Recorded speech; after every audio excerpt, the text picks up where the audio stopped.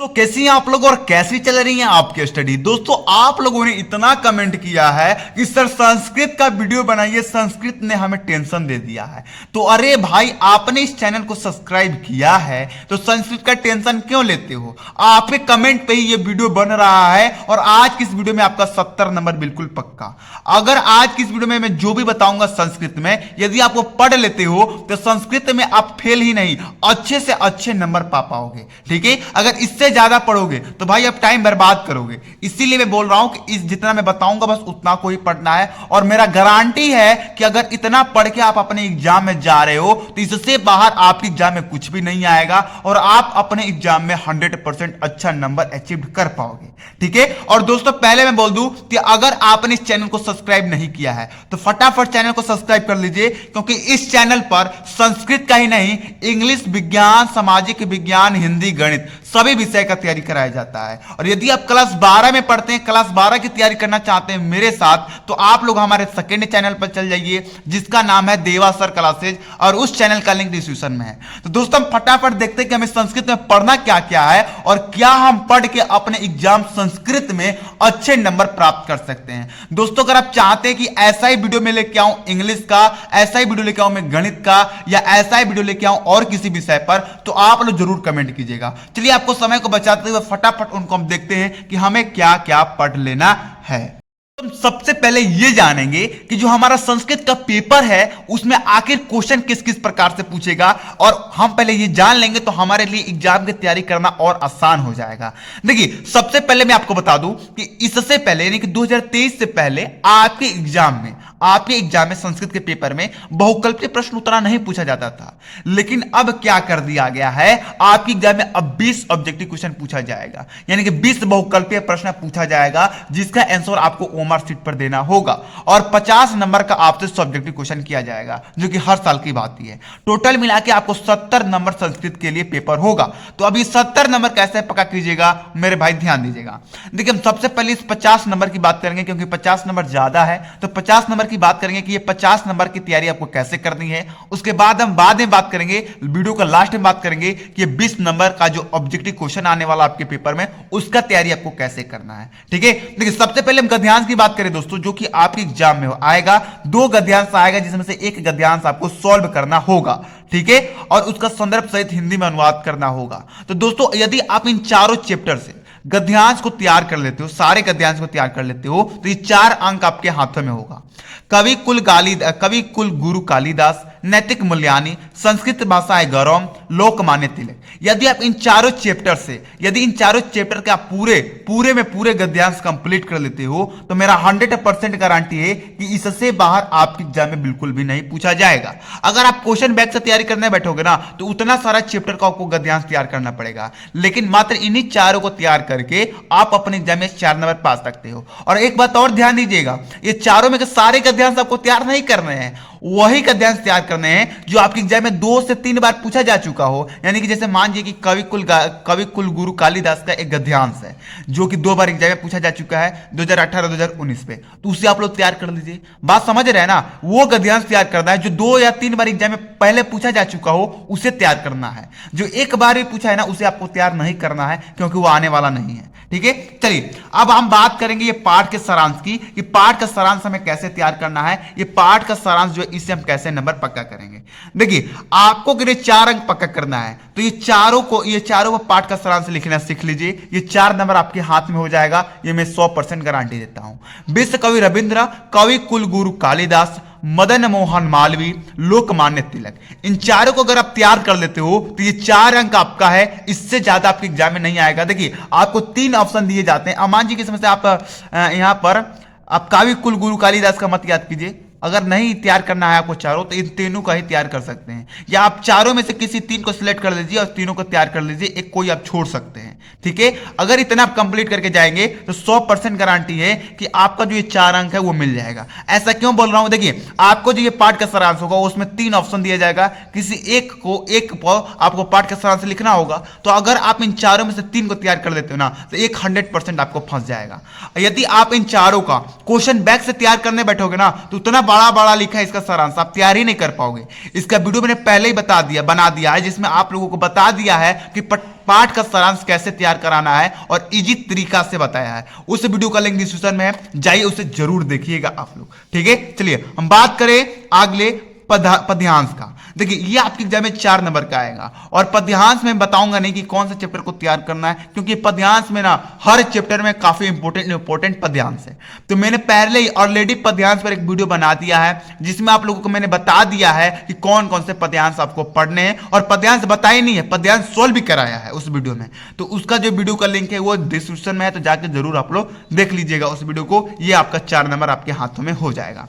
आगे हम बात करें सुक्ति की। ये आपके एग्जाम में 3 अंक का आएगा। देखिए सुक्ति भी बहुत इंपॉर्टेंट है क्योंकि 3 अंक का है। देखिए लक्ष्य वेद परीक्षा, सुक्ति सुधा, विद्यार्थीचार्य, गीतामृतम, इन चारों चैप्टर से अगर आप तैयार करके जाते हैं तो ये 3 अंक आपको मिल जाएगा। अब आप कहोगे सर 4 चैप्टर आप दे रहे हैं, कुछ ज्यादा नहीं दे रहे हैं, तो अगर आपको इन चारों चैप्टर में से तैयार नहीं करना है तो आपको 1 दिन का वेट करना पड़ेगा, और 1 दिन में इसका मैं वीडियो लेके आऊंगा। एक ही वीडियो में इन चारों चैप्टर के जितने भी इंपॉर्टेंट आपके सुक्ति हैं वो सारे में बता दूंगा। ये 3 अंक आपका पक्का हो जाएगा। यदि आप अपने से तैयारी करने बैठोगे ना तो इन चारों में से ना कम से कम 20-30 लेके बैठ जाओगे याद करने के लिए। तो आपको 20-30 याद नहीं करने हैं, समय को बर्बाद नहीं करना है, तो मैं वीडियो लेके आऊंगा और इसको उसमें बताऊंगा। ठीक है, ये मैंने चैप्टर का नाम लिख दिया है, इससे ज्यादा आपको, इस चैप्टर से ज्यादा आपको किसी भी सुक्ति को नहीं पढ़ना है। तो चलिए दोस्तों हम फटाफट आगे देखते हैं कि आगे हमें क्या क्या पढ़ लेना है।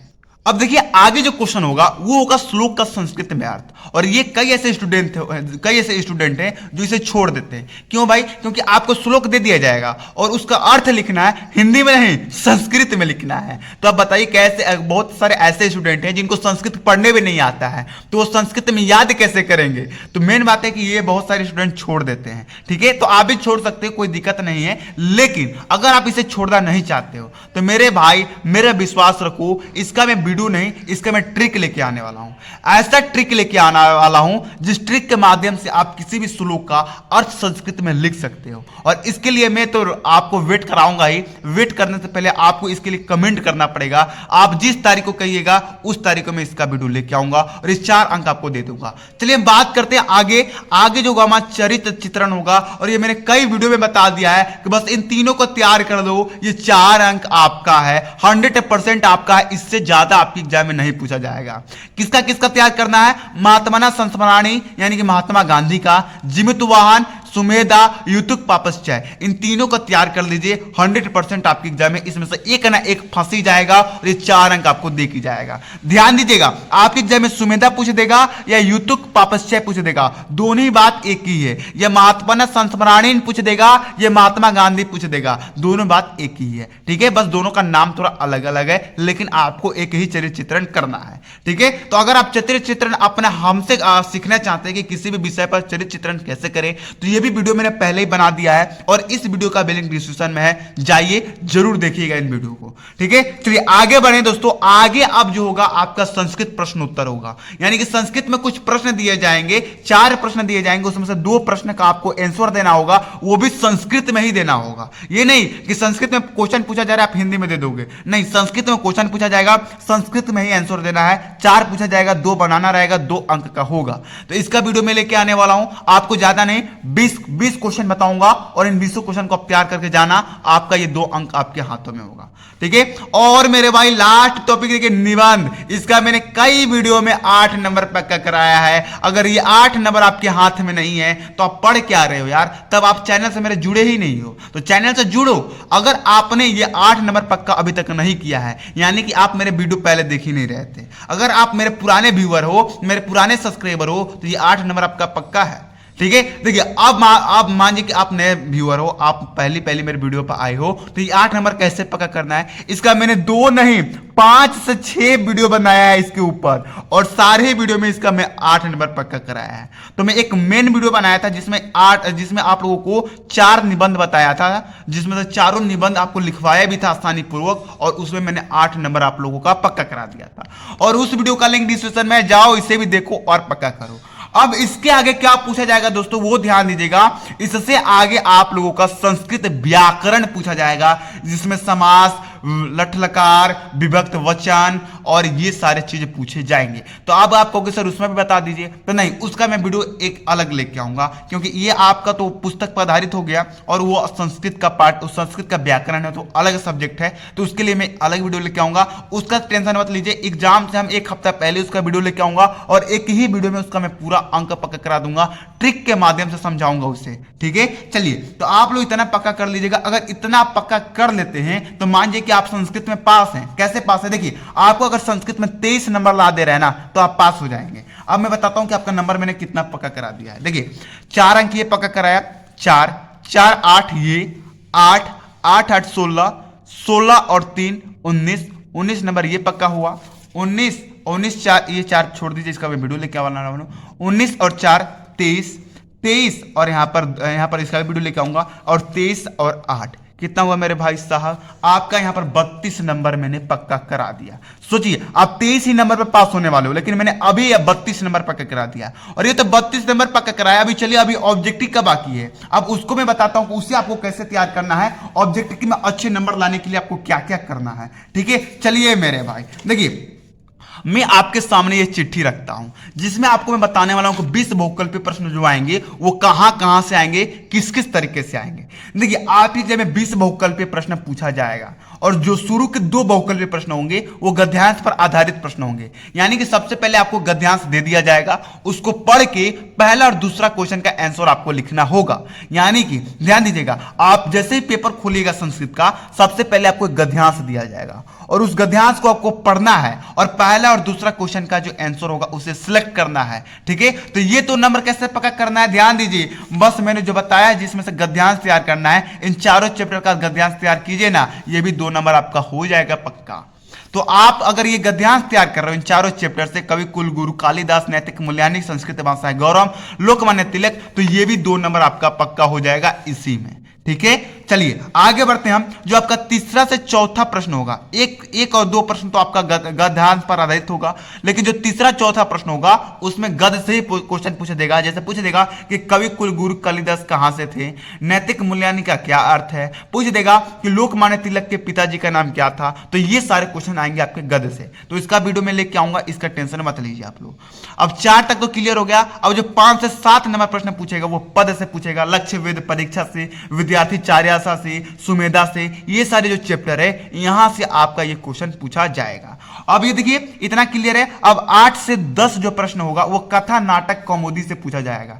यानी कि आपका देखिए, आपका जो संस्कृत है वो 3 भाग में बटा हुआ है, एक गद्यांश में, एक पद्यांश में, और एक कथा नाटक में। तो ये कैसे पक्का करेंगे, ये 2 नंबर, देखिए 3 नंबर है, 8 9 10, 3 नंबर का आएगा कथा नाटक से। तो ये 3 नंबर कैसे पक्का करेंगे, ध्यान दीजिएगा। मैंने अभी आपको बताया था कि जो यहाँ पर बहुकल, जो आपको संस्कृत में प्रश्न पूछे जाएंगे 4, उसमें से 2 बनाना रहेगा। जब वो वीडियो लेके आऊंगा तो उसी में ये भी बता दूंगा, ये भी आपका 3 नंबर पक्का हो जाएगा। ठीक है, बस यहाँ पर समझिए कि आपकी एग्जाम में कहां से बहुकल्पीय प्रश्न आएगा। ठीक है, चलिए अब आगे बात करें, तो आगे हम बात करेंगे, यहाँ से 10 क्लियर हो गया। 10 बहुकल्पीय प्रश्न आपके बुक से आएंगे, और जो 10 बहुकल्पीय प्रश्न है वो संस्कृत व्याकरण से पूछे जाएंगे। यानी कि 10 से जो 20 प्रश्न होंगे वो संस्कृत व्याकरण से पूछे जाएंगे। यानी कि अब व्याकरण में क्या क्या पूछ देगा, प्रत्याहार, उच्चारण स्थान, संधि, संधि विच्छेद, विभक्त एवं वचन, लट लकार, समास, समास वगैरह। यदि आप इन सबको पढ़ लेते हो तो आपका ये जो 10 नंबर वो पक्का हो जाएगा,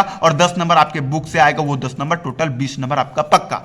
अब दोस्तों आप कहिएगा कि सर अब ये हम कैसे पढ़ें, ये हम कैसे पढ़े सर, इतना ज्यादा है। अरे इसको पढ़ना नहीं है, इसको मैंने क्या बताया कि आपको लिए मैं संस्कृत व्याकरण का एक वीडियो लेके आने वाला हूं, जिसमें मैं आपको ट्रिक से समझाऊंगा कि आप इनको कैसे तैयार करना है। ठीक है, तो दोस्तों आज मैंने आपको यहां पर कम से कम 33 नंबर पक्का करा दिया है, और 20 नंबर का क्वेश्चन बता दिया कि किस तरह आपकी एग्जाम में बहुकल्पीय प्रश्न आएगा, और इसके थ्रू हम लोग तैयारी करने वाले हैं। अब तो मैंने आपको बता दिया है कि आपको क्या क्या पढ़ना है। अब अगर इस तरीके से अगर आप पढ़ते हो तो 100% आप संस्कृत में अच्छे नंबर पा के आओगे, ये मेरा 100% की गारंटी है। यदि आप चाहते हो कि साइंस पर मैं वीडियो बनाऊं कि किस किस टॉपिक को पढ़ के साइंस में अच्छे नंबर पा सकते हो, तो कमेंट जरूर कीजिएगा।